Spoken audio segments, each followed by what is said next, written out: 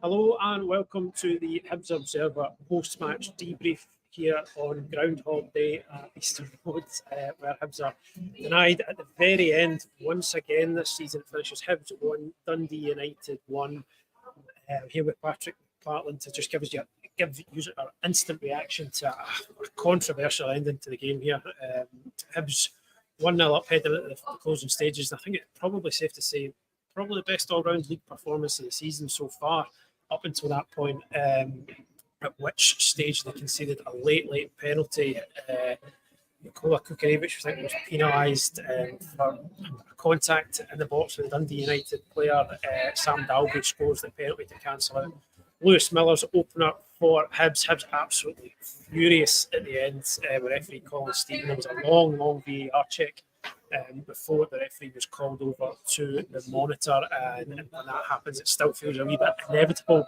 After that, Hibs actually pushed for the equaliser. Kukarevich was sent off for his part in the incident. Could have snatched it at 10 minutes of stoppage time, but unfortunately, it's just a point here for Hibs. Patrick, I think the main talking point we need to get to straight away is the penalty. It looked, we've seen it a couple of times back. It feels like an incredibly harsh award against Hibs. Yeah, I think the reaction of, not just the coaching staff on the bench, the players, even the sort of analysts up on the stand behind us, not happy at all. And whilst I suppose you would say, laws of the game suggest that contact like that in the box, if it is like a sharp pull, then it should be a penalty. But if we're doing that, then we're going to be seeing 5 or 6 penalties every single game. And I think it's worth pointing out that Hibs had a shout of their own that was very similar involving Warren O'Hora, where somebody appeared to have his shirt halfway up his back, and nothing was given for that. I don't think the referee even looked at that. He did have another look, or there was another look from VAR, an instant involving Hibs in the box. But it just, I think that you said this is probably one of the better performances, or maybe even the best performance from Hibs so far this season. I'd agree with that. I think they certainly looked a lot more comfortable. They weren't. I know it's sort of very tight at the bottom of the table, but they didn't look like a team that were bottom of the league at the start of the game. They were knocking it about with, a lot of confidence, a lot of panache, even if you want to go that far. And there were a couple of times that they had good openings, didn't quite get there. Miller gets plenty of power on his header from a beat his cross. The two of them, really linking up well throughout the first half, because Miller went off early in the second, but. To a certain extent, you do have that element of, once again, Hibs have conceded a late goal and they've, got 1 point when it should have been 3. But I think in the past we've sort of said, it's nearly always been self-inflicted. Yes, there's no doubt that Kukarevich does tug the boy's shirt, but I think, as you're saying, if we're seeing penalties given for that every single game, then we're going to get 4 or 5 each match. And we're not going to see that happen. And as pointed out, Hibs had a decent shout of their own that just wasn't looked at. So I think understandable for Hibs to be frustrated. Feels like the kind of latest sort of kick in the teeth. They'll be coming away feeling like it's a defeat again. They will. And I think David Gray's been talking a lot about feeling like things are just about to click. This was a better performance. Junior Hoylett, Jordan Beat on that left side, linked up really well. Joe Newell in midfield making his 200th appearance for the club. Really some strong performance. The defence, really good. And it has to be said, Dundee United were not particularly good themselves. I don't think it wasn't a sort of case of Hibs hanging on at 1-0 against an opponent who was testing them time and time again. They really weren't giving an awful lot back. And if you were being critical of Hibs, you'd say that they maybe need to be taking some of these chances. Martin Boyle hit a free kick straight at Jack Walton in the first half. Lewis Miller had a chance just before his goal, where if he'd gone with the other foot, he might have got something on it. And then you get the usual kind of half chances from range, that sort of thing. Nectar Triantis with a run and a sort of an effort off target towards the end. But what I would say is that we've seen this happen to Hibs before this season. They have kind of crumbled, I suppose, to a certain extent, certainly at Tannadice in the previous game against Dundee United. Here, there was very much a sort of a feeling that they were, they could maybe get something out of this. 10 minutes of injury time added on. David Gray sort of like trying to rev up the crowd. As Hibs are sort of throwing everyone forward.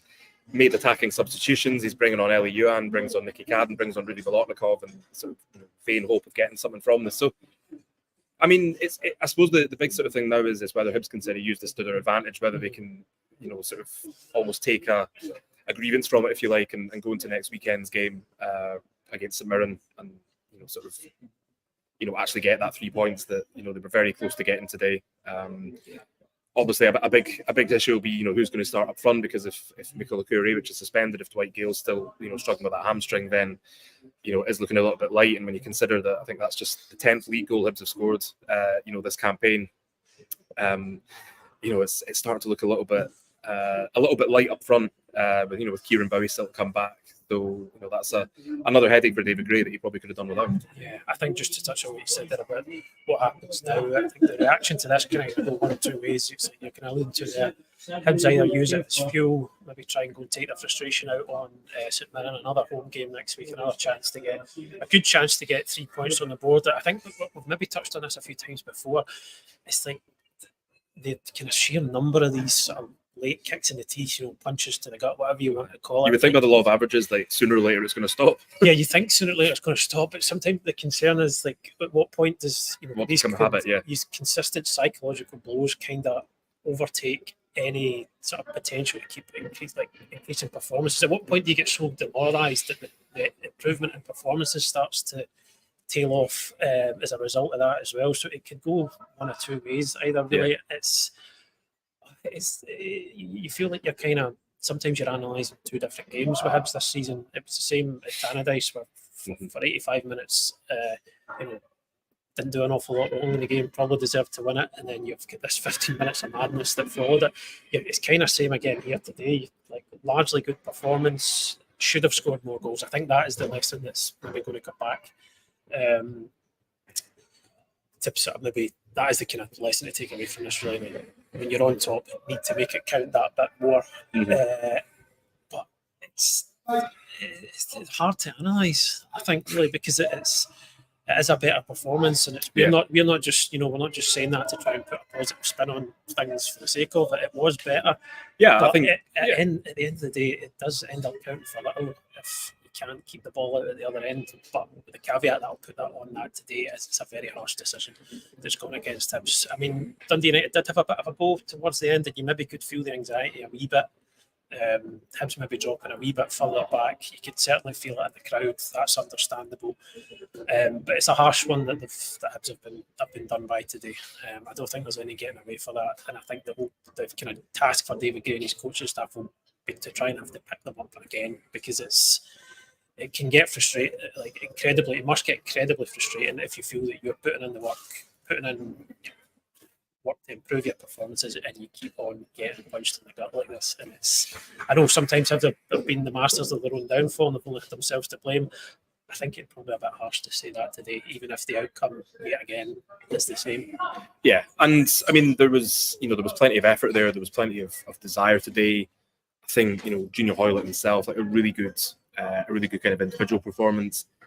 There wasn't really, I don't really think there was a bad performance in the squad. No.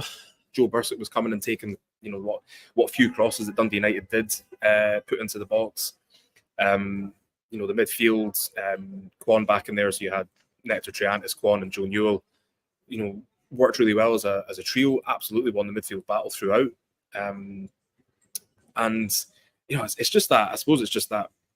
It is that lack of goals that's coming back to haunt them. If they felt that they probably did need a second goal, an insurance goal. I know there's some exactly, and I know there's some fans out there who'll say, even if it's sort of 3-0 in 94 minutes, then they're still not confident. And based on what we've seen this season, what we've seen today, it's kind of understandable. But I think the positives for David Gray to take from this one will be that they've essentially done everything that he's at. 1 second. Your attention is a stadium slide out the event. Please respond to all comments. Okay, we're good. I think the positives that David Gray will be able to take from this are that the players did what was asked of them. Some really good performances. It's not a team that's going through the motions. It's a team that's obviously still playing for their manager, playing for each other. As we've touched on, it was a better performance. It's probably one of the best, if not the best, of the season so far, which reflects what Gray was saying in midweek, which was that he does feel that things are about to click. He does feel that they're not that far away. Obviously, that sort of long-awaited second league win still remains elusive. But I think you're not having to sit there and say it's individual mistakes that cost us again. I know you can maybe look at Mikola Kurevic and say he should be more sensible than that, but it comes back to what we were saying at the very beginning, which is if you're given a penalty for that every time it happens, then you're going to be given 4 or 5 penalties each game, which is not going to happen. So I think there are positives to be taken from how well Hibs played, and it's I really think it's about building on that and going into the St Mirren game next week. I expect not having a midweek game will help. Just to get a few players back and maybe playing through the pain barrier, maybe a few bumps and bruises. Yeah. But yeah, a sore one to take. But you would hope that they can take the positives from it and build on that rather than kind of letting it be the body blow that it could be. Yeah, absolutely. So we're going to leave it there for just now, folks. We're about to head down to the press conference. I dare say David Gray will have 1 or 2 things to say about how that game ended. So do keep an eye on the website, keep an eye on our social channels, and we'll bring you every word from that press conference. Thanks for joining us, folks. Try and enjoy the rest of your evening, and we'll speak to you again very soon. Cheers.